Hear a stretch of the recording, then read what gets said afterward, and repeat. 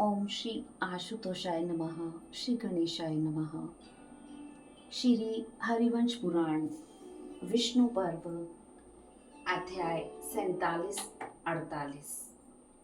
श्री कृष्ण का यादवों के साथ रुक्मिणी स्वयंवर के अवसर पर कुंडिनपुर में जाना तथा राजा केशिक द्वारा उनका सत्कार और श्री कृष्ण के आगमन से चिंतित हुए राजाओं की सभा में जरासंध और सुनीत का भाषण। वैशंपायन जी कहते हैं, जन्मेजय, इसी बीच में जगत में होने वाली प्रवृत्तियों घटनाओं की सूचना देने वाले सब लोग मथुरा में आए और लोकपालों के भवन की भांति शोभा पाने वाले चक्रधारी श्री कृष्ण के गृह में एकत्रित हुए। वे लोग विनाशकारी युद्ध का समाचार बताना चाहते थे। उनके आजीने पर आपस का संकेत पाकर समस्त श्रेष्ठ यादव श्री कृष्ण की सभा में जुट गए।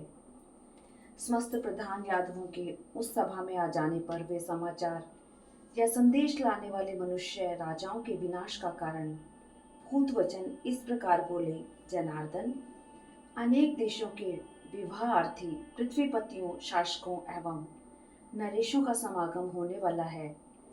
भोजपुत्र रुक्मी का निमंत्रण पाकर अनेक जनपदों के राजा बड़ी उतावली के साथ वहां कुंडिनपुर में जा रहे हैं। जनार्दन, वहां लोगों के मुंह से यह बात स्पष्ट रूप से सुनी जाती है कि रुक्मी की जो बहन है, जिसका नाम रुक्मिणी है, उसका महास्वयंवर होने वाला है। इसलिए ये नरेशगण सेनाओं सहित वहां पधार रहे हैं। आज से तीसरे दिन स्वर्णमय आभूषणों से विभूषित रहने वाली उस त्रिलोक सुंदरी रुक्मिणी का स्वयंवर होगा। हाथी, घोड़े और रथ से यात्रा करके वहां एकत्रित हुए महामनस्वी नरेशों के सैकड़ों शिविर हमें वहां देखने को मिलेंगे, जो सिंह और बाघ के समान अपने बल के घमंड में भरे रहते हैं। मतवाले हाथियों के समान चलते हैं, सदा युद्ध से प्रेम रखते हैं, आपस में एक दूसरे के प्रति अमर्ष से भरे रहते हैं। ऐसे नरेशों पर शीघ्र विजय पाने के लिए बहुत से भूपाल अपने सैन्य समूह के साथ संगठित होकर यहाँ रुक्मिणी को पाने की इच्छा से रुके हुए हैं। क्या हम लोग एकांत में रहने वाले कोल भी, जो ऐसे अवसर पर उत्साहीन हो बैठे रहेंगे, हम भी अवश्य उत्साहपूर्वक वहां चलेंगे। यह समाचार सुनकर श्री कृष्ण को ऐसा लगा जैसे उनके हृदय में किसी ने कांटा चुभा दिया। वे यदुश्रेष्ठ गोविंद यदुवंशियों की सेना के साथ नगर से बाहर निकले। वे समस्त यादव जो बल में बढ़े चढ़े थे और संग्राम की लालसा रखते थे, श्रेष्ठ रथों द्वारा यात्रा के लिए निकले। उस समय वे गर्वीले देवताओं के समान जान पड़ते थे। अपनी आज्ञा के अनुसार चलने वाली श्रेष्ठ सेना के साथ यात्रा के लिए उद्यत हुए भगवान श्री कृष्ण, जो शिव जी के परम प्रिय हैं, एक हाथ में चक्र और दूसरे में गदा लिए बड़ी शोभा पा रहे थे। दूसरे यादवों भी सूर्य के समान तेजस्वी तथा छोटी छोटी घंटियों के नाद से निनादित रथों द्वारा भगवान वसुदेव के पीछे पीछे वहां जाने को तैयार हुए। उस समय निश्चित दृष्टि रखने वाले भगवान गोविंद ने राजा उग्रसेन से कहा, नृपश्रेष्ठ, आप मेरे बड़े भाई बलराम जी के साथ यहाँ रहिए। प्राय क्षत्रिय छल कपट में चतुर होते हैं, उनकी दृष्टि राजनीतिक ही सीमित रहती है। कहीं ऐसा न हो कि वे मेरे जाने के पश्चात इस पुरी को सूनी समझकर इस पर आक्रमण कर दें। हमसे शंकित तो वे सब के सब जरासंध के वशवर्ती हो गए हैं और देवताओं की भांति वे जरासंध के यहाँ बड़े सुख और आनंद से रहते हैं। वैशंपायन जी कहते हैं, जन्मेजय, श्री कृष्ण की बात सुनकर महायशस्वी भोजराज उग्रसेन उनके स्नेह से गदगद हुई अमृतमयी वाणी में बोले, कृष्ण महाभाव, तुम यादवों का आनंद बढ़ाने वाले हो। इस समय मैं तुमसे कुछ कहता हूँ, उसको सुनो। तुम्हारे बिना हम सब लोग इस नगर या राज्य में सुख से नहीं रह सकते, जैसे पतिहीन स्त्रियां कहीं सुख से नहीं रह पाती। दूसरों को मान देने वाले तात, तुमसे ही हम लोग सनात हैं। तुम्हारे बाहुबल का आश्रय लेकर हम नरेंद्रों की तो बात ही क्या है, देवेंद्र सहित देवताओं से भी हम नहीं डरते हैं। यदुश्रेष्ठ यादव प्रवर, तुम विजय के लिए जहां जहां भी जाओ, वहां हम लोगों के साथ ही चलो। राजा उग्रसेन की बात सुनकर देवकीनंदन श्री कृष्ण मुस्कुराते हुए बोले, महाराज, आप लोगों की जैसी इच्छा होगी वैसा ही मैं करूंगा, इसमें संशय नहीं है। वे शंपायन कहते हैं, जन्मेजय। ऐसा कहकर श्री कृष्ण ही रथ से चल दिए और सूर्य का रंग लाल होते राजा भीष्म के घर जा पहुंचे। राजाओं का समाज आ चुका था। उनके शिविरों से कुंडिनपुर के आसपास का भूभाग आच्छादित हो गया था। स्वयंवर का रंग स्थल भी बहुत विस्तृत था।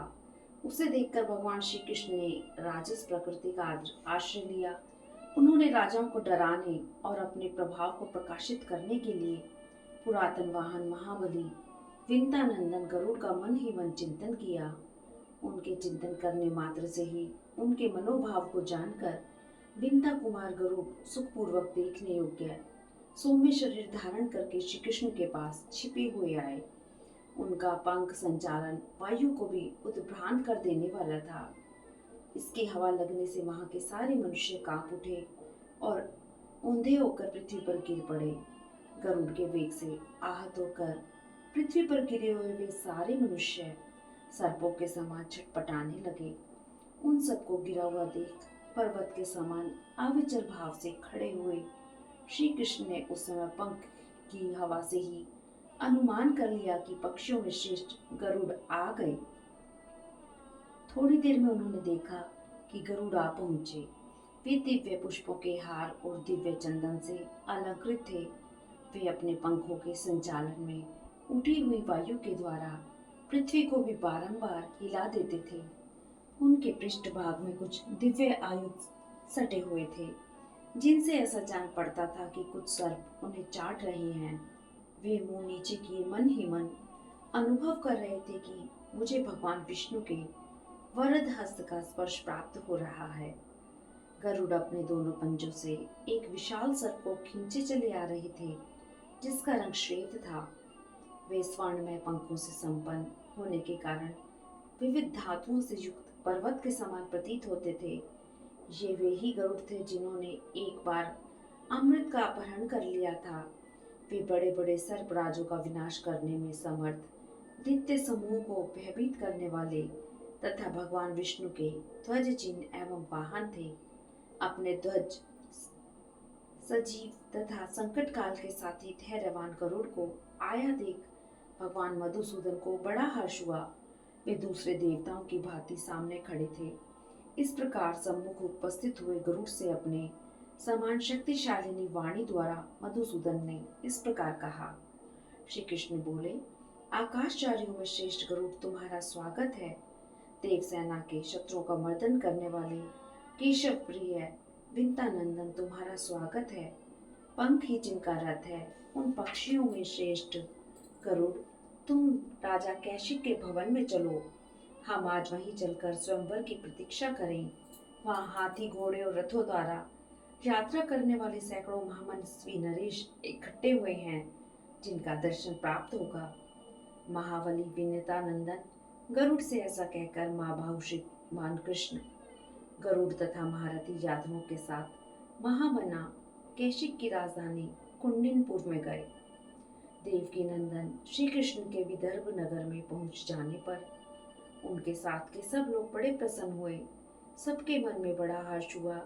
वे स्वस्थ, बलशाली तथा अस्त्र शस्त्रधारी राजपूत वहां ठहरने की तैयारी करने लगे। इसी समय नीति विशारद राजा कैशिक प्रसन्नचित से उठकर स्वयं ही श्री कृष्ण के पास आए और उन्हें अर्घ्य, आचमन आदि देकर विधि पूर्वक सत्कार करके अपने नगर में ले गए।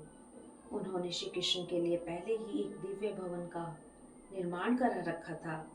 जैसे भगवान शंकर कैलाश धाम में जाते हैं, उसी प्रकार श्रीमान कृष्ण ने अपनी सेना के साथ कैशिक के उस भवन में प्रवेश किया।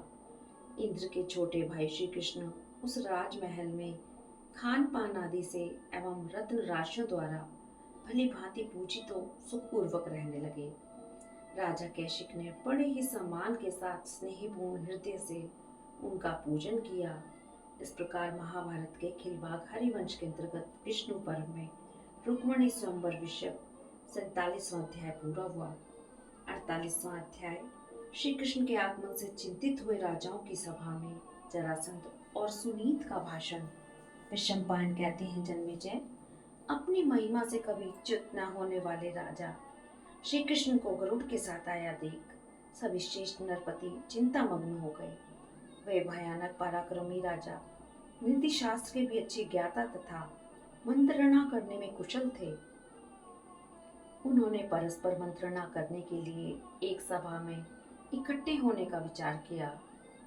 फिर जैसे देवता देव सभा में विराजमान होते हैं, उसी प्रकार वे श्रेष्ठ नरेशगण राजा भीष्म की स्वर्ण भूषित रमणीय सभा में जाकर विचित्र बिछौनों से युक्त भांति भांति के सिंहासनों पर बैठे।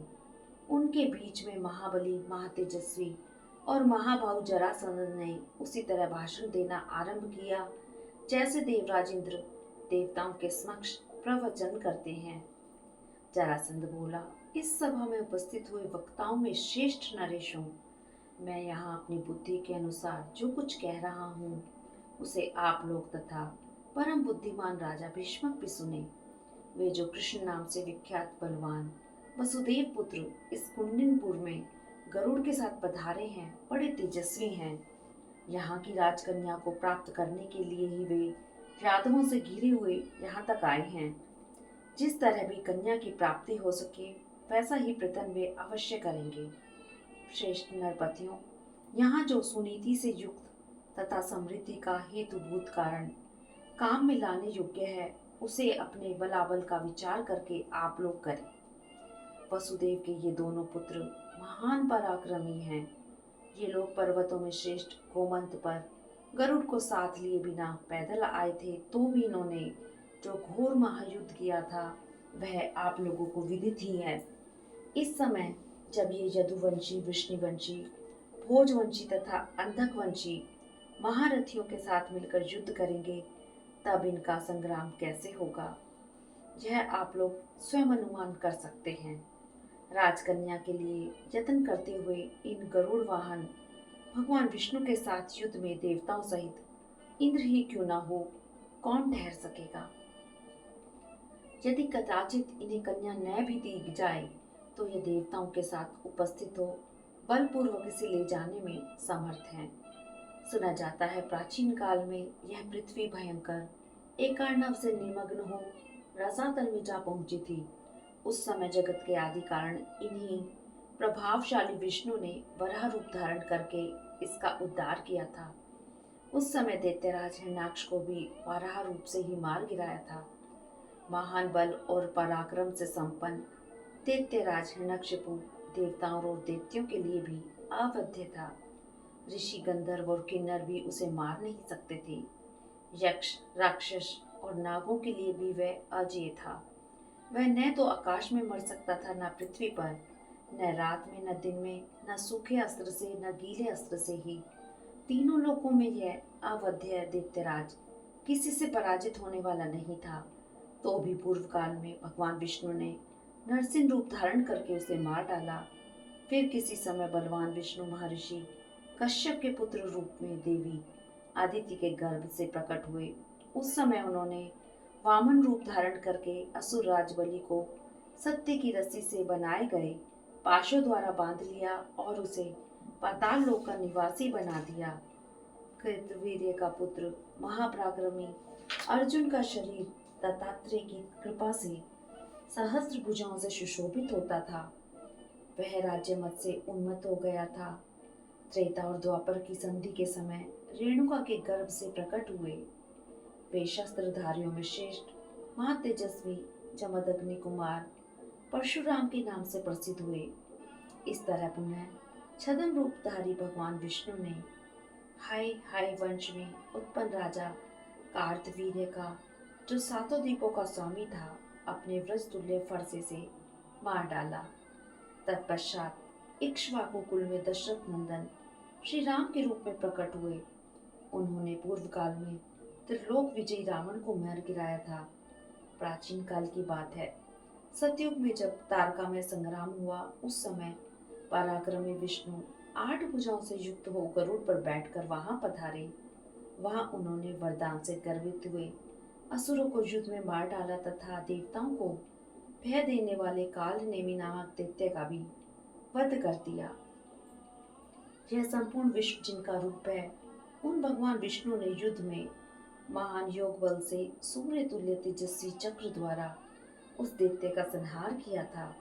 इस श्री कृष्ण ने ऐसे बहुत से असुरों को मार डाला है जिनका काल आ पहुंचा था। वन में विचरने वाले महान बल और पराक्रम से संपन्न प्रलंब और धेनुक नामक दैत्यों को उन्होंने बाल्यावस्था में ही वन के भीतर मार गिराया था। पूतना, केशी, यमुना अर्जुन, कुवलयापीड हाथी, चाणूर, पुष्टिक तथा बलवानों में श्रेष्ठ कंस को उसके गणों सहित इन देव के पुत्र केशव ने नष्ट कर दिया है। उस समय ये गोप वेश में क्रीड़ा करते थे। इन प्रभावशाली चक्रधारी विष्णु ने ये तथा और भी इसी तरह के बहुत से दिव्य छदम रूप समय समय पर धारण किए हैं। इसलिए मैं आप लोगों के हित की इच्छा से यह कह रहा हूँ कि श्री कृष्ण देवताओं के आदि कारण एवं असुर विनाशक विष्णु है। मैं उन्हें ऐसा ही समझता हूँ। वे जगत की उत्पत्ति के स्थानभूत पुराण पुरुष अविनाशी भगवान नारायण हैं। वे ही समस्त भूतों की सृष्टि करने वाले तथा व्यक्त अव्यक्त स्वरूप सनातन परमात्मा है। संपूर्ण लोक मिलकर भी उनको पराजित नहीं कर सकता। सारा संसार उनके चरणों में मस्तक झुकाता है। वे आदि मध्य और अंत से रहित क्षर अक्षर और अविकारी हैं। वे ही शंभु अजन्मा सदा स्थिर रहने वाले तथा चराचर प्राणियों के लिए अजय हैं। उन्हीं को वे देवेंद्र के शत्रुओं का विनाशक त्रिलोकीनाथ त्रिविक्रम रूपधारी विष्णु मानता हूँ। यह मेरी बुद्धि का निश्चय है। ये विष्णु ही मथुरा में चक्रवर्ती राजाओं के महान एवं विशाल कुल में प्रकट हुए हैं। अन्यथा दूसरे किसी मनुष्य का वाहन गरुड़ कैसे हो सकता है? विशेषतः जब भगवान जनार्दन राजकन्या की प्राप्ति के लिए पराक्रम प्रकट करने वाले धुल जाएंगे, तब कौन ऐसा बलवान पुरुष है जो आज गरुड़ के सामने खड़ा हो सकेगा? इस स्वयंवर के लिए साक्षात विष्णु यहाँ पधारे हैं। विष्णु का आगमन होने पर हमारे लिए जो महान बाधा उपस्थित है उसे मैंने बताया।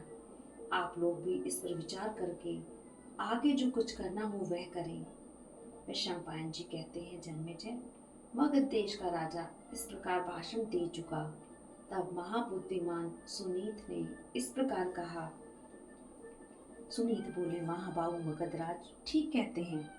गोमंत पर्वत के समीप महासमर में जैसी घटना घटित हुई थी तथा बलराम और श्री कृष्ण ने जो अत्यंत दुष्कर कर्म कर दिखाया था, वह इन समस्त नरेशों ने अपनी आंखों देखा है। हाथी घोड़े रथों से भरी हुई तथा पैदलों और ध्वजों से व्याप्त हुई राजाओं की यह विशाल सेना चक्र और हल रूपी अग्नि से जलकर भस्म हो गई। इसलिए इन श्रीमान मगध नरेश ने आज भावी परिणाम का विचार किया है। राजाओं की सेना में जो अत्यंत दारुण घटना घटित हुई थी, उसका स्मरण करके ये इस समय उपयुक्त बात कह गए हैं। वहां युद्ध में बलराम और श्री कृष्ण पैदल ही लड़ रहे थे, तो भी हमारी विशाल वाहिनी का ऐसा घोर संहार हुआ जिसे रोकना अत्यंत कठिन हो गया था। श्रेष्ठ नरपतियों, गरुड़ के आते समय यहाँ जो प्रभाव पड़ा था उसे आप लोग अच्छी तरह जानते हैं। उनके पंखों के वेग से जो वायु उठी थी, उसका झोंका खाकर आकाशचारी प्राणी चक्कर काटने लगे थे। सारे समुद्र शुद्ध हो उठे थे, पर्वत कांपने लगे थे और धरती भी बारंबार डोलने लगी थी। हम सब यह सोचकर भयभीत एवं व्याकुल हो गए कि यह कैसा उत्पात खड़ा हो गया। जब केशव कवच बांधकर गरुड़ की पीठ पर आरूढ़ हो युद्ध करेंगे, उस समय हमारे जैसा पुरुष सम्रांगण में कैसे ठहर सकता है? स्वयंवर राजाओं के लिए महान आनंदवर्धक उत्सव है। पूर्व काल के श्रेष्ठ नरेशों ने इसे सुयश और धर्म की सिद्धि के लिए प्रचलित किया था, परंतु मनुजेश्वरों इस कुंडिनपुर में आकर हमारे सामने पुनः शीघ्र ही महापुरुषों के साथ महान युद्ध का अवसर आना चाहता है। यदि राजकुमारी रुक्मणी राजाओं के बीच में किसी दूसरे नरेश का वरण कर ले, तब कौन ऐसा पुरुष है जो श्री कृष्ण की भुजाओं का पराक्रम सह सकेगा? इस स्वयंवर महोत्सव में यह युद्ध की संभावना ही महान दोष है जिसे सूचित कर दिया गया है। श्री कृष्ण तथा हम सब नरेश भी स्वयंवर के लिए ही यहाँ पधारे हैं। राजकन्या के उद्देश्य से श्री कृष्ण का आगमन हम सब नरेशों के लिए अत्यंत गर्हित सिद्ध हो रहा है, जैसा कि मगध राज का कथन है। इस प्रकार श्री महाभारत के खिलवाड़ हरिवंश के अंतर्गत विष्णु पर्व में रुक्मिणी स्वयंवर में जरासंध और सुनीत का भाषण विषयक 48वां अध्याय पूरा हुआ। अध्याय ओम नमो भगवते वासुदेवाय नमः। ओम नमो नारायणाय। हरि ओम तत्सत।